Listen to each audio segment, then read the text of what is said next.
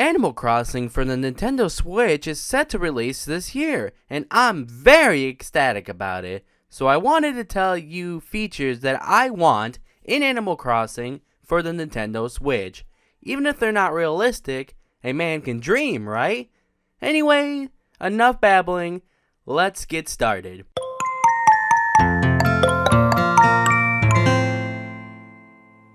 Animal Crossing always had interesting characters and environment for a life simulator, but it would be nice if we can have a little bit more to our day to spend time with our villagers. New Leaf's villager limit is 10, and a 4-player limit when it comes to having other players living in your town, but that can change in the Switch version. Imagine having a town that is twice as big as New Leaf's and having a villager limit of 20 and a player villager limit of 6. Then you can have a chance of getting the villagers that you want and having more experiences with a lot more villagers every single day. And with a bigger town can also mean you can put most of the game's shops and public places in the main town without going through another part of the game just to access it.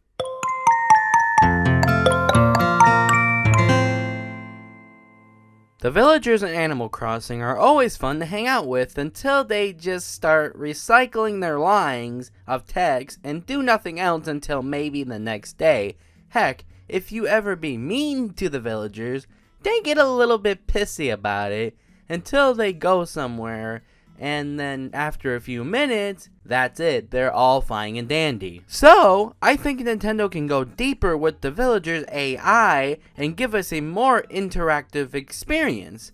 For example, when you send a letter to a villager, they should react depending on what you say by detecting keywords that is said in that letter.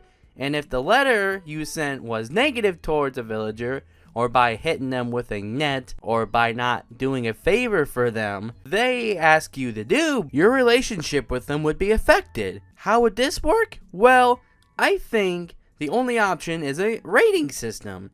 There can be a friend tab on your pause menu, and you can check out your friends list from your friends on the Nintendo Switch, and a separate friend list for your villagers. The villager friend list would have a rating system where, depending on how high or low it is, it would affect the way how they would act towards you.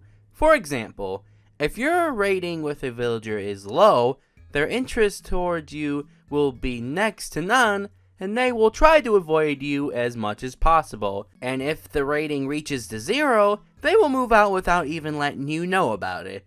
That might be harsh, but if you don't like a certain villager and want them to move out, this is the perfect secret strategy for you. But if you're nice to your villagers by giving them gifts, doing favors for them, hang out with them when they ask, or by sending them nice letters, the higher the rating, the more your villagers will interact with you by unlocking more activities to do with them, and unlocking a feature when you can ask them for favors, like hanging out with you, or asking them for some work, like pulling the weeds around your town, or water all your flowers in your town.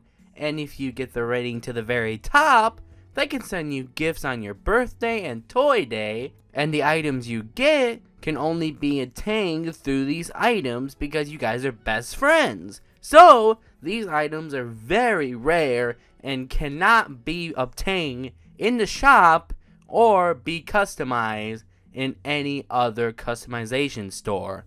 Being best friends with the villagers actually have benefits, so it's actually worth doing the extra work to be nice to them, because not every villager will be the same. Oh no, there would be some villagers that might be real patient and doesn't let anything get to them so much to the point of snapping off. But then you'll have some villagers that are extremely hard to please to even have a chance to talk to you in the first place.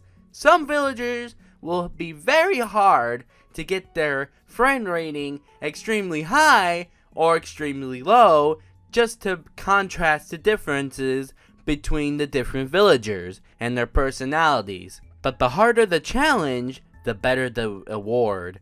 If the villagers were more like this, it would definitely make the villagers more memorable, that's for sure.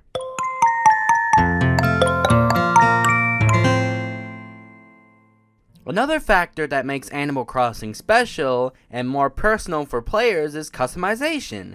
And in the Switch version, there can be a huge amount of customization that would make the game more personal towards all players that play the game. Here's some little things that I think would make the game even more enjoyable. The Able Sisters store can have a major makeover in the interior design of the shop and its new available options for clothing items and what clothing items you can customize. The clothing you can customize can be shoes, dresses, tuxedos, shorts, hats, skirts, pants, and umbrellas, and having new items to wear like earrings, necklaces, bracelets, and watches. And the Shampoodle shop can offer more hairstyle options, like having a customization menu to pick what style and color you want. When it comes to designing your house, it can be pretty much the same as New Leaf, and I'll be fine with it. But a new part of your property can add a lot of personality to your home, and that is having a backyard.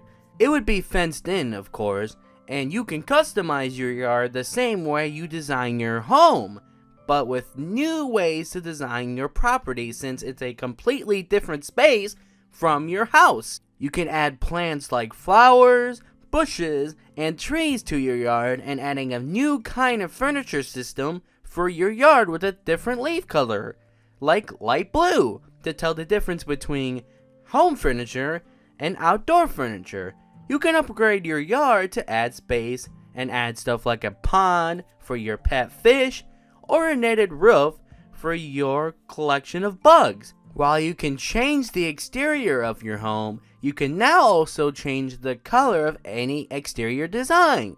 And you can make all these changes to your home at Nook's Home Shop. And finally, the feature that most people want in the next Animal Crossing is character customization at the beginning of the game. Instead of talking to Rover and answer his questions about yourself to determine what you look like based on your answers, you would be presented with a menu to customize your character and customize your hair, skin, eyes, with your color of choice, of course. With all these options of customization, the game would definitely have a more memorable and personal experience to all players.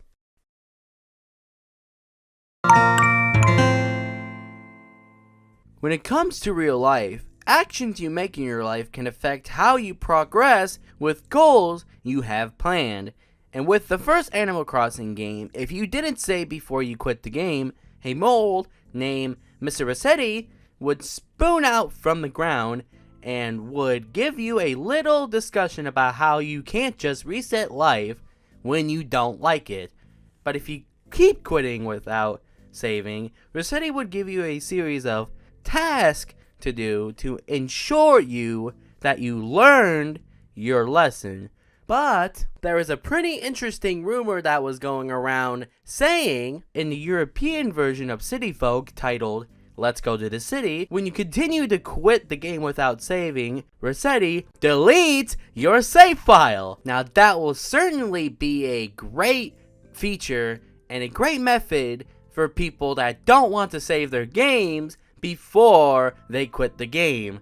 But if only Animal Crossing for the Nintendo Switch doesn't have an autosave feature, which it should, this method would definitely get more people to care about saving their games more often before they quit. And now, on to Tom Nook. I don't understand why a lot of people hate him so much. Sure, he's the one that gives you the loans and all, but he's pretty lenient compared to the real world when it comes to loans. He doesn't charge interest. You can pay your loan off at any time without any punishments whatsoever, but maybe that can change in the Switch version. Let's say if you get a loan from Tom Nook, he would charge you a monthly bill for the house and for any upgrades you make. And if you didn't make the required payment on time, you would have to give away your possessions of equal value to make the monthly payment. And if you have nothing of value to trade for the payment, then you would work for Tom Nook until the work amount of time you make equals to the monthly payment itself. But if you don't like having loans, another option is just to make the full payment amount for a house or upgrades. Then you wouldn't have to worry about any real monthly bills coming in from the raccoon itself. I know these rules sound harsh to new and even some long-time players, but I think for a game that is centered around life, it should have consequences for not actively playing the game for long periods of time, and would give this game more depth and a challenging experience because of the process of punishment for somebody that is misbehaving just like in real life. It would definitely give the game replay value just for your mortgage alone.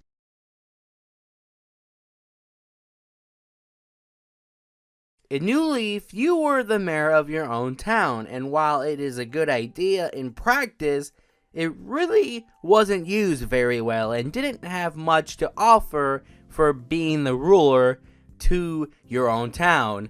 While I think that they should keep this feature around, I think it needs to be an optional choice when you start a new save file, just in case you don't really want to deal with the other crap you have to deal with being mayor, and just live a normal life like you did with the other past Animal Crossing games. But if you decide to take the mayor's seat, then you should definitely have more abilities than you did with New Leaf, like on deciding which villagers should stay or go, make your town more lively with new shops, and expand your town with new landscapes, and having all public works projects already unlocked from the start.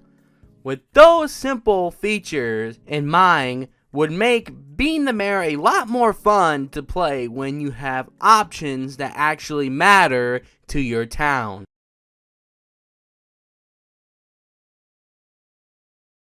There's my features I want to see in the brand new Animal Crossing game for the Nintendo Switch, or even future Animal Crossing games if we get that far.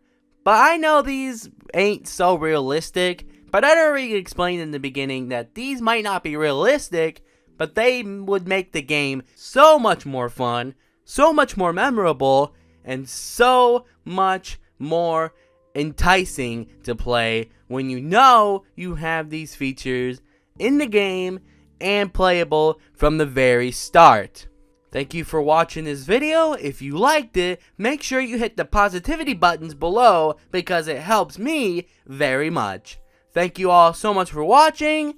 Cheers.